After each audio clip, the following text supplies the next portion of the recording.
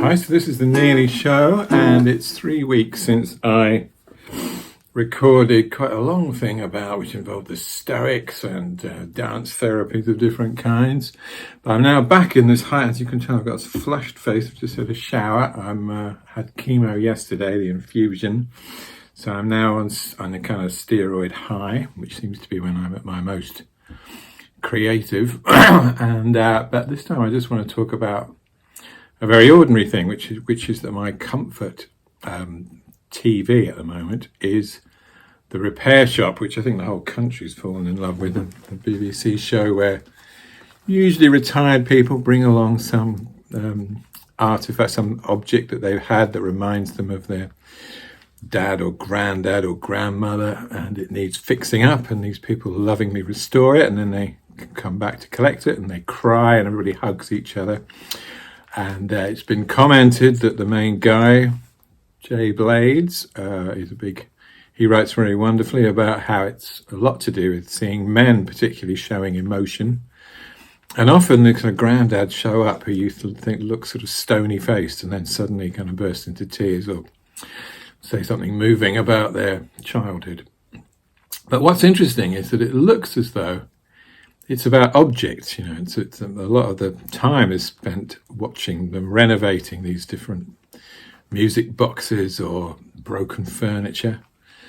But of course, a bit like in the way that MasterChef never teaches you how to cook better, I don't find it's great to watch the renovation, the kind of love that people put into it, but it's not kind of useful somehow.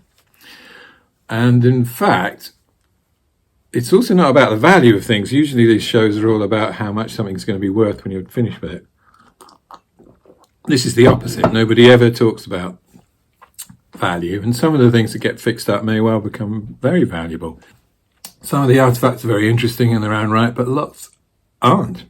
And what it all boils down to is the story behind them, and the fact, in a way, that far better than having lots of old crap left over from the past, if you've got this one thing which kind of signifies everything you felt about your granddad, that's kind of much more useful, especially if it's rather beautiful and looks good hung on the wall.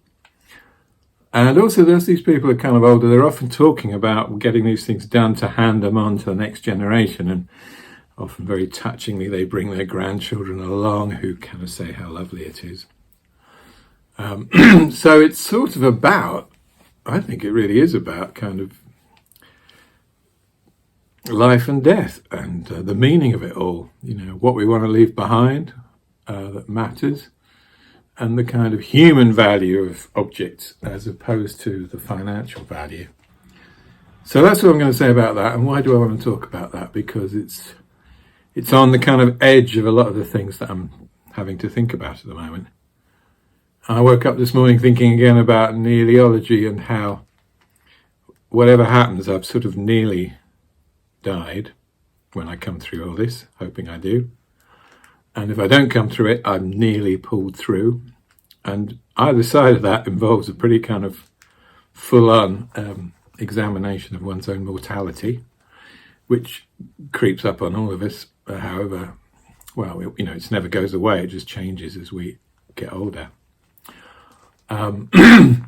But that nearliness, when you hear people now talking about surviving COVID, again, the narrative is, they're fine now, they've come out and they're thanking their nurses. But you can actually see that this experience of being 6 months, 3 months in intensive care, surrounded by people in masks, has had a kind of huge effect on them. And they may come out broken, they may come out valuing life much more. It's very hard to tell, but it's not such a sort of binary thing of, you're alive, great.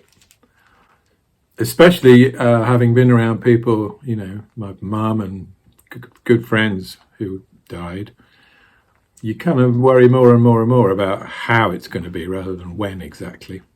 And same for oneself, I think, hoping you're going to be able to feel good about stuff.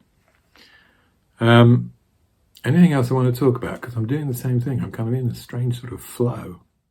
One experience from lockdown or just before, which really matters to me, is that a guy called Jorg Dubin, he spells his name Jorg, which is quite important, came to visit from where he lives on Laguna Beach in California.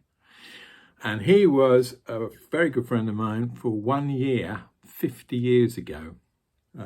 It's between 1968 and 69, when he appeared at my prep school.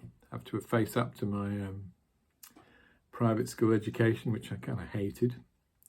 But he was the first hippie who kind of appeared in our lives with long hair, which he kept hidden down the back of his uniform. And he was the good at art guy, and he in the art class he'd make posters with "Make Love Not War" and CND symbols on. Came from a much more politicized notion of hippiedom that he'd picked up at the age of 13. And I was the good at writing one, and my nickname was Modish, that a teacher there had given to me. And I was into sort of British hippiedom, Carnaby Street, and lots of Beatles and Kinks and all that kind of stuff, and completely obsessed with it all. And while we were there, we used to have these kind of house plays every year or term, which were little skits and things. And George and I pulled off a happening. And I'm going to do a fuller show about that, but the happening kind of shocked everybody silly and got rather a wonderful review, which I'll put up at some point. But anyway, the great thing was that seeing George after 50 years and fairly minimal contact on Facebook for the last few years, wow, we got on really well. It was just a joy to have him around. He's a very beautiful guy, great painter, and had just the same mixture of sort of laid back warmth about him now that he had then. So we had some great times together, but they were foreshortened by Trump telling everybody to go back. So it was, and looking back at it, I mean, we met, we hugged, we sat outside to have coffee. Did we hug? I don't think we just did that. Maybe we did. No, I think we certainly shook hands. Then we went on the tube. We went to see the Picasso exhibition, which was fantastic, but at the point where it was getting a bit quiet because people didn't want to go. And looking back, it was quite high risk. The other thing is that the event, he'd come over for an event at our school, which I would never have dreamt of going to except with him. And the event got cancelled, but they did say, come and have a look around the school. So we went we shook hands with the school secretary and the head, and were kind of shown around where all the kids were. And looking back, it's one of those, there are a lot of experiences people have had where they feel hugely pleased to have had that final holiday or that last time that you hugged your granny. But also laced with fear that could have been, you could have doomed them. So he got away safely. He got into lockdown, which he really hadn't seen coming. He had to kind of isolate himself and has been pretty isolated since. And we were thinking about the pandemic, but somehow still failing to see what a huge effect it was going to have on the whole planet. But I'm so glad that we met up again. It was wonderful, and we've been in touch since. And are currently, it's great to see him celebrating the victory of Biden over Trump. Yeah, other bit of good news yesterday. As I was having stuff infused into my arm, I got a lovely email from Andy at a company called Dreaming Methods, who's keen to work with me on something I was proposing to put together some of the humdrumming stuff in a digital format, which would be good fun. And I was really touched. I'd sort of asked him if he knew anyone who could help, kind of hoping that he might be interested, even though him and his partner are very busy. And he is, which is great. Another pre-COVID, so glad it happened story involving meeting up with an old mate. Last year, the BBC, someone at the Beeb, the daughter of an old friend, got in touch. And they'd heard about the thing we did in Birmingham when I worked for Birmingham Libraries called the Humline, which was part of the year of music that the city took on in 1997, I think. Have to double check that. And we decided for our contribution, actually, so this guy, Gough, who I met up with again, was the music librarian. And I was the arts officer with this wonderful job to look at how we could use the resources of the library creatively to make art projects of different kinds. It was an amazing job to have. What an honour. And John mentioned that people often came into the library and would hum a tune to them and say, do you know what this is? I've had it in my head, do you know? And the staff were very good at knowing. Because most people in the country at any one time are thinking about the same tune that they've heard in an advert for toilet tissue, or it's the theme music from the show, and they just, without Google in those days, they just needed to track down what it was, and the staff pretty quickly knew that. But also, if somebody had something more obscure, there was somebody in a library service like Birmingham, in the music library service, who would be an expert on Gilbert and Sullivan or Gregorian chants or, early heavy metal, whatever it was. So they could track that down. And then the other thing is that there are actually reference books where you can identify tunes by the sort of shape of a hum. So anyway, this conversation led to the idea of creating something called the Humline, which was an answer phone. This is all pre-internet. An answer phone so people could call up and leave a message, hum something, and then the staff would call them back if they could and say, we think it's this. And it was one of those ideas which went viral before viral was a thing that really happened, because it got picked up. We sent out one little press release, it got picked up by the local media, it spread, and it became a kind of "and finally" story on the news, a little comic thing. And there were lots of good examples. There was somebody who'd wanted music to play at their wedding in Canada and had phoned up the line and found out what this tune was just in time. There were lots of nice little anecdotes. So this BBC contact led me to get in touch with John, and John was a good friend when I worked there. I think I managed him on this project.